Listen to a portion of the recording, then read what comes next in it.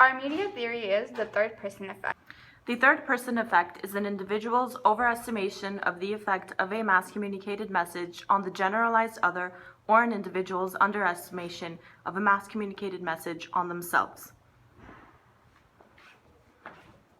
For example, we have Johnny here who's watching Donald Trump, the presidential candidate, on CNN, who's making racial remarks. During this scene, Johnny thinks racially charged messages will strengthen racist feelings in others, but of course, it couldn't affect me. In the morning, we see Johnny having a conversation with his friend Luke, and he makes a racial remark himself, saying, "I agree with Trump. The guy makes total sense. We should definitely deport Mexicans and build a wall. It's a good idea." While Johnny doesn't realize this is racist, his friend Luke makes a comment that, "Dude, that's so racist. I'm Mexican, you know."